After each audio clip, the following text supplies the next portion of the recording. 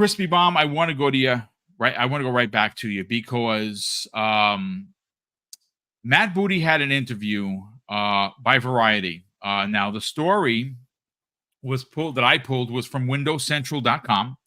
And it was written by Samuel Tolbert. It was published yesterday.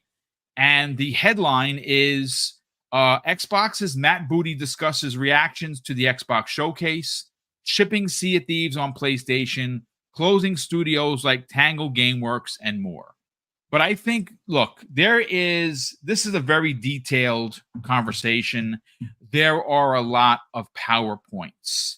But I think the one that is the most pointed, the one that has been the most discussed in 2024, the one that we have seen a lot of Xbox fans pick up and leave the brand because of, and that is the exclusivity of Xbox games. And, well, we have a quote here that I personally think does shut down any and all narratives as to what the business looks like. Now, there have been some people out there on the socials, some of which that have upwards of 20,000, subscribers, 25,000 subscribers, even more than that, questioning Matt Booty and what he said. And again, no names here because we don't name names because I'm not here for a flame war. I'm here to talk about gaming and have fun and laugh about it. Some of the pointed criticisms coming to Matt Booty, I disagree with. I think that what he says, and I'm going to read it verbatim, and obviously, Fuzzy and Korkenstein and Crispy, take this in any direction you want to go in. If you have another quote from Matt Booty that you want to sink your teeth into, by all means, go ahead. But I am personally leading the conversation with the exclusivity because it has been the biggest and most pointed conversation that gaming has had in the last 6 months, going all the way back to January of this year. And Matt Booty on exclusivity multi-platform, and this was pulled from Clobriel, who put this quote out there. So shout out to you, Clobriel, for doing the gaming lord's work, so to speak. And this is, again, a quote from Matt Booty. We continue to make those decisions individually on a case-by-case basis. We are absolutely committed to having launch exclusives on Xbox. It's part of our core promise. The Xbox device will always be core to what we do.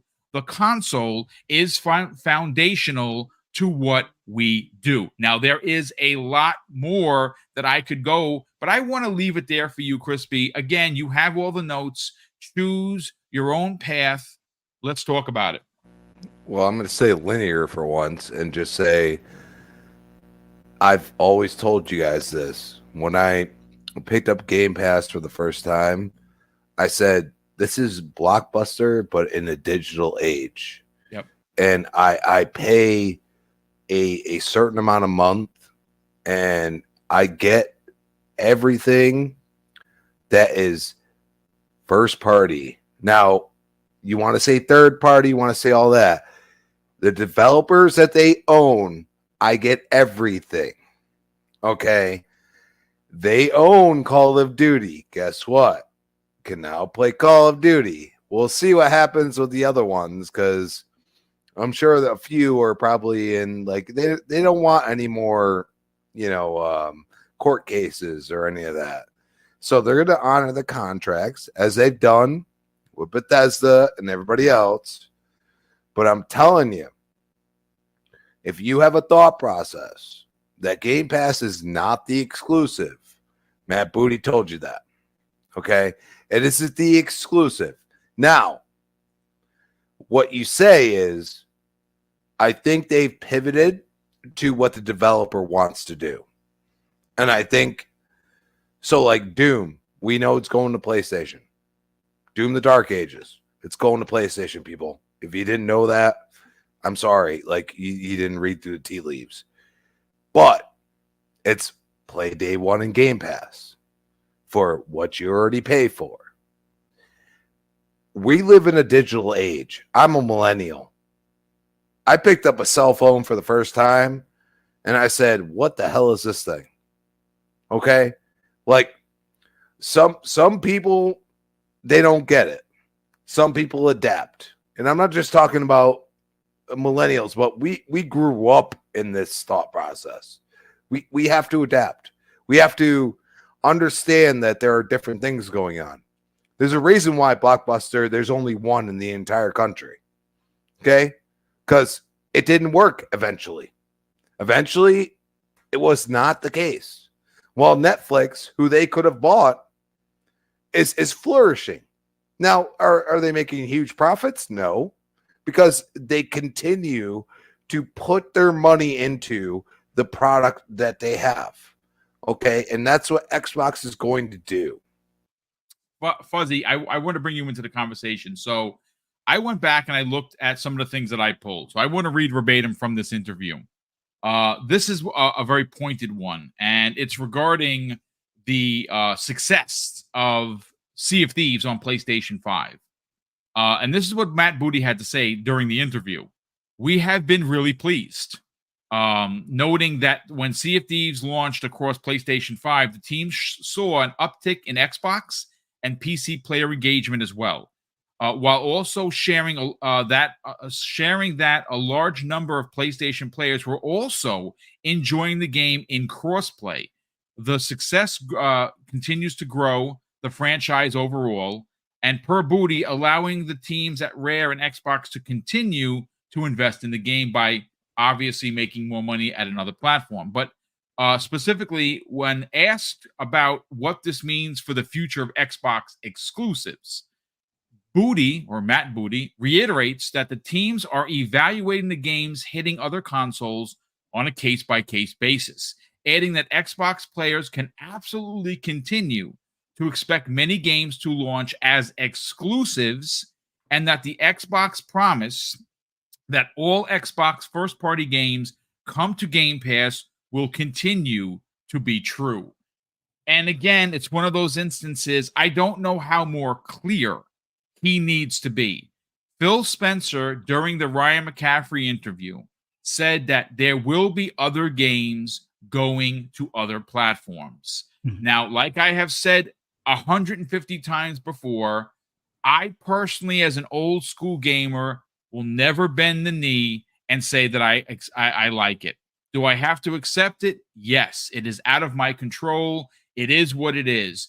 You're going to see the same thing happen to PlayStation. PlayStation is going to put other games, and more so specifically on Xbox, much sooner than a lot of people are trying to, much sooner than people are willing to admit. That is an absolute fact.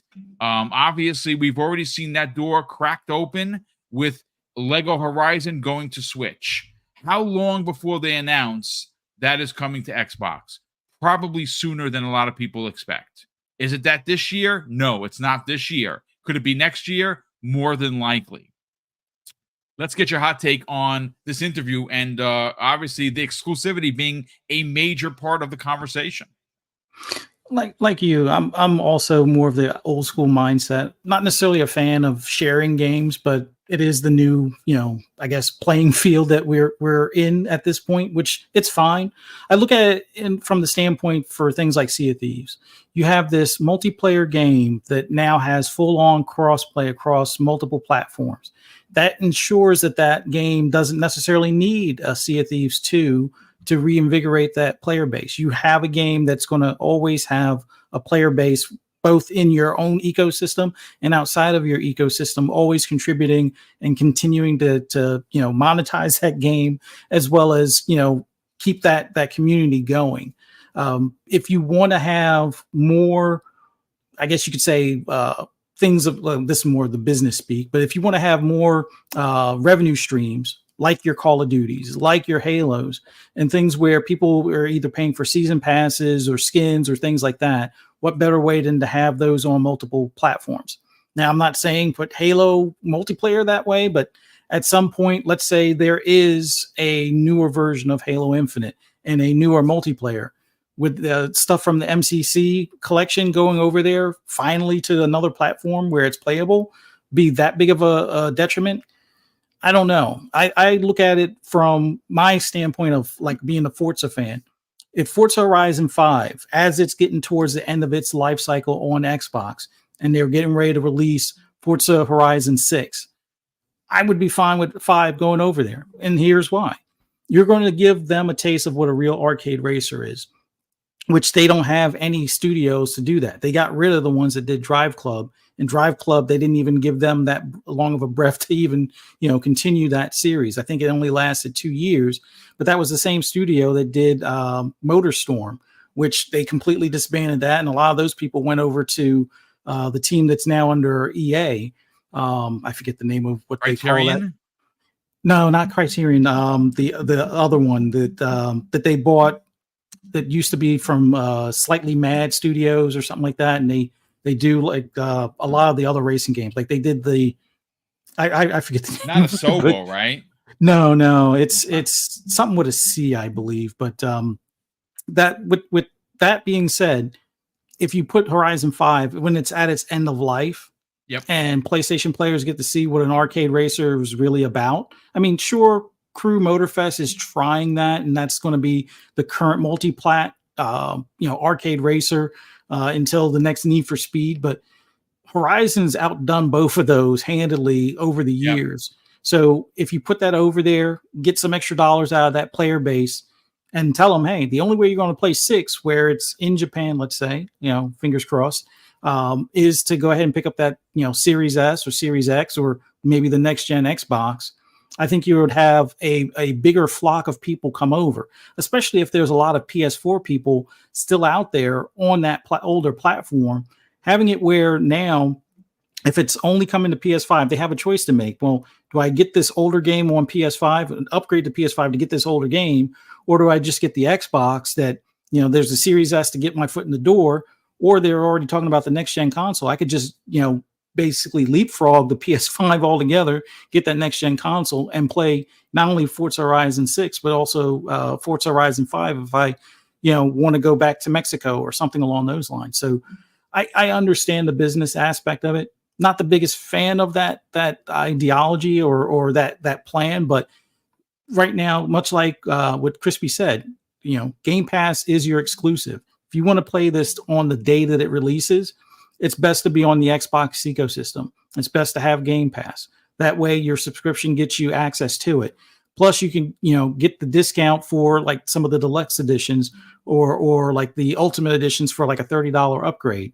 And then, let's say, well, first of all, it's first party, so it's not leaving the service, but let's say a year or two from now, when the licensing might expire on stuff, if you want to keep that title because it's going to get delisted because a newer version's coming out, it's usually on sale for under $9, and in some cases under $2 or $3 at that point. So 5 years, or not 5 years from now, but like 4 years from now, Forza Horizon 5 will be for like $1.88 or something like that.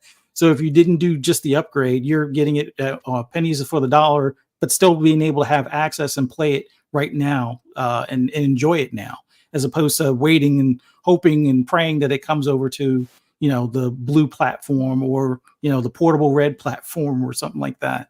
But overall, these games flourish when you have more player base for the multiplayer aspect of things. Yeah, I don't want to, reiterate that when we all play, we win thing. That's fine. In some regards, it's true. But I like the fact that knowing if you're in the Xbox ecosystem, that you get dual entitlement. So if you do have a PC that's able to run some of the games, you can play it on your console or you can play it on your PC. Not everybody wants to play every game on console or not every game on PC. Some people might prefer to play like Starfield on PC versus console or vice versa. Some people might prefer to play, something like Forza Horizon on console as opposed to PC and stuff. So you have all of that range and things like Flight Sim and all of that. I think the best bet is just know that Xbox is going to be the priority, and that means the entire ecosystem: PC, Xbox consoles, and eventually a handheld, as well as mobile. Which if you're on the go and you didn't want to bring the handheld with you, you have your phone and you can still access the games there. So, I think this is the road moving forward for all platforms. Unfortunately, it looks like Sony is begrudgingly moving slow about it, but at some point, it's going to be day and date with PC. Like, everybody wants to point out that Herman Holt said, oh, well, our first party stuff is not coming day and date, or single player games are not coming day and date. But then the state of play that they had not even a week later had every single game except for Astrobot day and date on PC or on mobile. So it's like, well, he said they're first party and they're single player games, but all the single player games they showed weren't necessarily first party. And then some of the first party that they showed were multiplayer, which were also day and date for PC. So it's like they're eventually going to be in the same position where Xbox is putting their stuff elsewhere, which they already are with MLB. Like I said, you get MLB in Game Pass for the subscription, but you have to spend $70 plus over on PlayStation to access that same game. So you would think at some point maybe they put the old ones in PS Plus. They never do. And it doesn't even look like, from what I've seen, you don't even get any perks or anything like that being a PS Plus member to get some of the card packs or a discount on the card pack. So I don't know. I like the way Xbox is going about it, just for the fact that it gives you more options to play on different devices. So if you have a laptop, a tablet, a cell phone, eventually their handheld, their console, a PC, you have access to all your games at any time on all of those screens. And that's, I would say, from a consumer standpoint, that's the best way to go about it. I want to get your hot take. I think Matt Booty was as clear as glass. A lot of people, there was some criticism. I disagree with it. I think that he has told us what they look to do. It's more specifically saying, yes, there are games that are going to go day and date. Doom is one of those games. That, to me, is not a big surprise. Indiana Jones, will it get over there to Blue Team eventually? Maybe. But right now, it is an exclusive to Xbox and PC. Let's talk about it. Oh, you're muted, brother.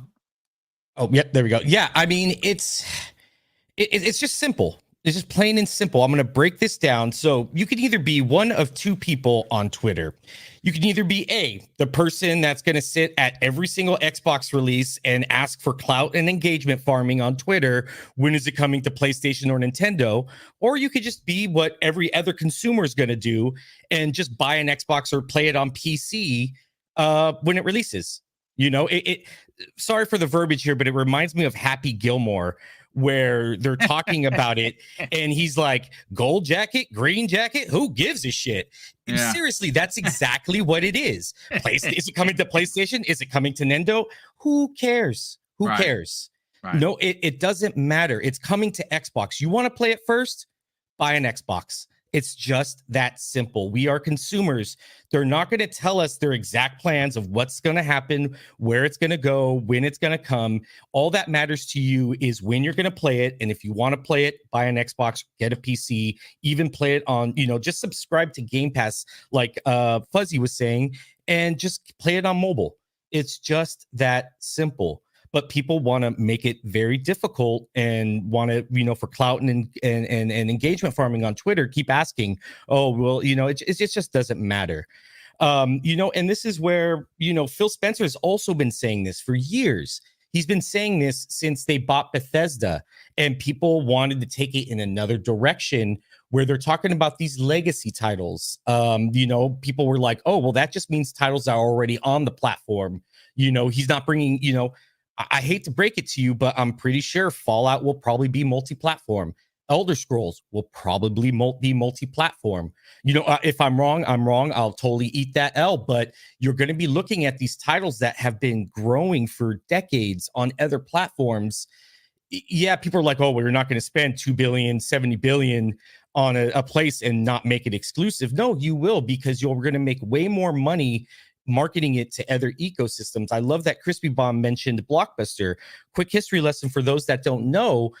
Blockbuster had the opportunity to buy Netflix and they scoffed at them. They sure did. Yep. Hey, that's not the future. Streaming's not the future. Netflix was about to close down in a month or two until they switched over to the new CEO. I believe it was Jim Keyes, who totally just de-invested into streaming, and that's when Netflix took off, and now they became the massive giant. There's only one left in Bend, Oregon, of Blockbuster, but PlayStation needs to jump on that board. Every big business learned they don't want to be the next Blockbuster, and PlayStation's heading down that road. I don't think we'll ever see PlayStation go out of business, at least not in our lifetime. But they are definitely heading down a trajectory where there's going to be a point where they're going to have to either dive into this day and date or pull out. Microsoft I say Microsoft, I know a lot of people interchange it. Xbox is $1 billion company. Microsoft is $1 trillion company. Microsoft is $1 trillion company for a reason. They get ahead of curves before they can, and they're adapting to that market. You don't bring in places like Xbox, or you don't invest in places like Xbox that aren't going to have that similar mindset. So Xbox is getting ahead of the curve on this multi-platform kind of view on it. Console sales, people don't want to believe it, but they're hitting a ceiling. They're not. Even PlayStation is almost 1 million PlayStation 5s behind where the PlayStation 4 is at this same mark. So it's basically the same exact thing. Xbox is just getting ahead of a curve. They're expanding their ecosystem. They're making gaming available for everyone, and that's going to get people to buy into that Xbox ecosystem. They don't even. We talked about it 3 or 4 weeks ago, where I even said, "Yeah, sure, you can spend that $600, $700 on a PlayStation, a new game, or you could spend less than $300 to $400 on a Series S." And get Game Pass with access to hundreds of titles, day and date now, 17 titles coming up in the next year and a half for under $400. As a consumer, what are you going to choose? So overall, I think the Matt Booty interview was awesome. I disagree with the bitter taste that Jez was talking about the Tango closure.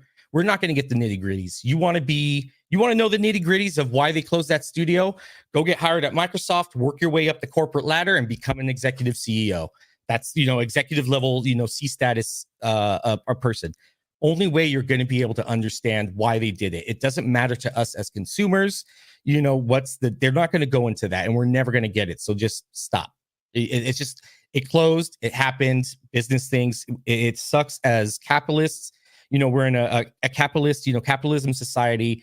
That's just the name of business. I don't like it. I don't have to agree with it, but I have to live with it. But yeah, that's pretty much it. I think the Matt Booty interview was awesome. I think he addressed a lot of stuff, like you said. It's just, who cares? You want to be invested in Xbox ecosystem, invest in Xbox ecosystem, and you're going to be eating good like the rest of us have been.